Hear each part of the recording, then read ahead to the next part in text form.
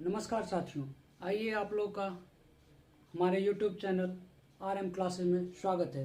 मैं मनीष कुमार आप लोगों को तहे दिल से स्वागत करता हूं और आज हम लोग आधुनिक भारत के एक बहुत ही महत्वपूर्ण टॉपिक जिसे मार्लियामेंटो सुधार कहा जाता है उसके बारे में बात करेंगे।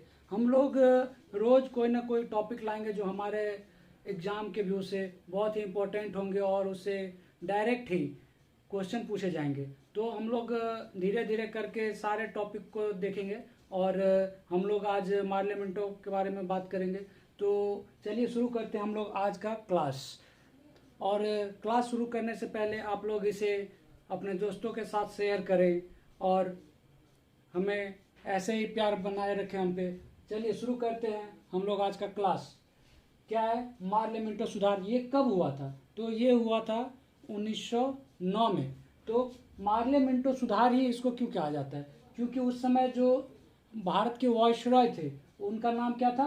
तो वो थे लॉर्ड मिंटो और जो भारत सचिव थे वो थे जॉन मार्ले। तो इनके द्वारा जो सुधार किए गए उन्हीं को हम लोग मार्लियामेंटो सुधार कहते हैं। और ये किस तरह के सुधार थे? तो ये संवैधानिक सुधार थे। मतलब भारत पर जो ब्रिटिशों का शासन हुआ उसमें उन्होंने कई सारे संवैधानिक सुधार किए, जिसमें से एक ये सुधार है जिसे कहा गया भारतीय परिषद अधिनियम 1909। इस सुधार को क्या कहा गया? भारतीय परिषद अधिनियम 1909 और इसे मार्लियामेंटो सुधार भी कहा गया। अगर इसी को बात करें तो इसी को इंडियन काउंसिल एक्ट भी कहते हैं, इंडियन काउंसिल एक्ट 1909। तो ये सारे पॉइंट आप लोग को याद रखने हैं। और इस अधिनियम में जो महत्वपूर्ण बातें की गई उसमें था, इस अधिनियम में गवर्नर जनरल की कार्यकारिणी परिषद में भारतीयों को शामिल किया गया। जो गवर्नर जनरल की कार्यकारिणी का परिषद था उसमें क्या किया गया? पहली बार जो है किसी भारतीय को शामिल किया गया। जो प्रथम भारतीय थे वो थे सत्येंद्र प्रसाद सिन्हा, जिन्हें इस परिषद में शामिल किया गया। और किस रूप में? तो इन्हें विधि सदस्य के रूप में नियुक्त किया गया। चलिए दोस्तों अगले पॉइंट देखते हैं। तो अगला पॉइंट है केंद्रीय तथा प्रांतीय विधान परिषद में सदस्यों की संख्या बढ़ाई गई। तो इसमें जो केंद्रीय और प्रांतीय विधान परिषद है इसमें क्या किया गया? तो सदस्यों की संख्या बढ़ा दी गई। चलिए अब इसका अगला पॉइंट देखिए। तो इसके द्वारा अप्रत्यक्ष निर्वाचन प्रणाली को लागू किया गया। तो इस सुधार के द्वारा क्या किया गया? अप्रत्यक्ष प्रणाली को लागू किया गया। इसमें क्या किया गया? तो जो बजट होते हैं उस पे भारतीयों को बोलने का या बहस करने का अधिकार दिया गया और पूरक प्रश्न पूछने के भी अधिकार दिए गए। लेकिन इतना होने के बावजूद भारतीयों को मत देने का अधिकार नहीं था। अगर वहाँ पे होता है मत दिया जाता है तो उसमें ये लोग भाग नहीं ले सकते थे। बस क्या कर सकते थे? तो बहस में भाग ले सकते थे और पूरक प्रश्न पूछ सकते थे। चलिए अब देखिए अगला क्या है। इस मार्लियामेंटो का जो सबसे बड़ा दोष था या इसके ऊपर जो सबसे बड़ा लगाया गया दोष वो क्या लगाया गया? तो ये मुस्लिमों को क्या किया गया?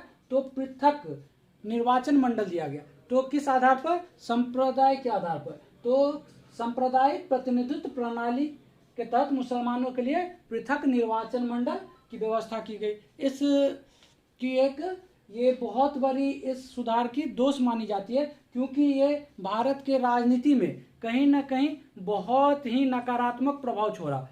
और जिस कारण क्या हुआ, यही एक कारण है जहां से हम लोग कह सकते हैं कि भारत का विभाजन का बीजारोपण किया गया। चलिए देखते हैं। मुसलमानों को जो है इसमें अलग पृथक वर्ग के रूप में स्वीकार किया गया। सदियों से बनाई गई भारत में क्या किया गया? तो सदियों से जो एकता बनाई गई थी, किसके बीच एकता? तो हिंदू और मुस्लिमों के बीच जो एकता बनाई गई थी, तो कहा गया कि इसके कारण जो है वो एकता कहीं ना कहीं टूट गई और जो सालों या सदियों से जो मेहनत किया गया था वो विफल हो गया। तो अगला पॉइंट देखिए। तो गांधी जी ने इसे क्या कहा? तो गांधी जी ने इसे कहा मार्लियामेंटो सुधार ने हमारा क्या किया? सर्वनाश कर दिया। मतलब ये जो सुधार था इसके बारे में गांधी जी का ओपिनियन क्या था? कि कि ये हमारा सर्वनाश कर दिया। और इसमें देखिए अगला है, मुसलमानों के लिए पृथक निर्वाचन मंडल ने देश के विभाजन का बीजारोपण का काम किया। ये तो मैंने आपको बता दिया कि इन्होंने क्या किया, तो विभाजन का बीजारोपण का काम किया। इस विषय में अब जो ये पृथक निर्वाचन मंडल जो मुसलमानों को सौंपा गया, इसके बारे में जवाहरलाल नेहरू जी ने क्या कहा, तो इन्होंने कहा इससे उनके चारों ओर राजनीतिक प्रतिरोध बन गए। मतलब जो हिंदू नेता थे उनके चारों ओर क्या हुआ, तो राजनीतिक प्रतिरोध बन गया, जिससे क्या हुआ, उन्हें शेष भारत से अलग कर दिया गया और शताब्दियों से आरंभ एकता मिलन की ओर किए गए सारे प्रयत्नों को क्या किया गया, तो प्रयत्नों को विफल कर दिया गया या प्रयत्नों को पलट दिया गया। ये किसका वचन था, तो ये था जवाहरलाल नेहरू जी का। इसी में जो हमारे और भी महत्वपूर्ण नेता थे उस समय के, जिसमें से एक के.एम. मुंशी थे, जिन्होंने कहा था इस एक्ट ने भारत में आरंभ प्रजातंत्र का गला घोंट दिया। जो भारत में प्रजातंत्र थी उसका गला घोंट दिया। ये कथन किन्होंने दिया, तो ये दिया के.एम. मुंशी ने। चलिए दोस्तों अब अगला पॉइंट देखते हैं। तो ये बहुत ही इम्पोर्टेंट पॉइंट है, जिसको मार्ले ने मिंटो को लिखा। मार्ले मिंटो को क्या लिखा, रुकिए आप लोग को हम बताते हैं लिख के। तो देखिए मार्ले क्या थे, कौन थे आप लोग को पता है, तो मार्ले ने मिंटो को लिखा। तो देखिए इन्होंने क्या लिखा, इन्होंने मार्ले ने मिंटो को लिखा कि पृथक निर्वाचन मंडल जो है, पृथक निर्वाचन मंडल, ये इसकी स्थापना, मंडल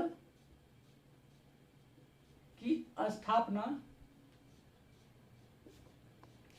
पृथक निर्वाचन मंडल की जो स्थापना है या इसे जो स्थापित किया गया, इस स्थापित करके हमने नाग के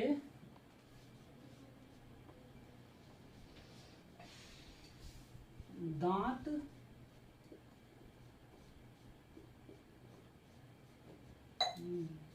वो दिए हैं।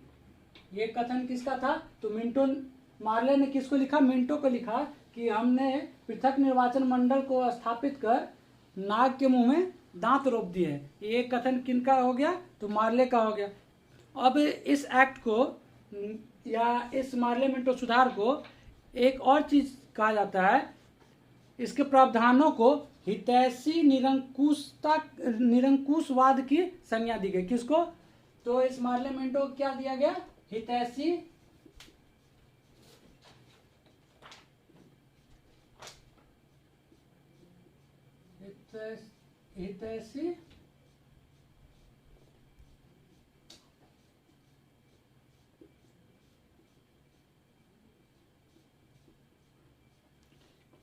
तो इसे क्या कहा गया, हितैषी निरंकुशवाद।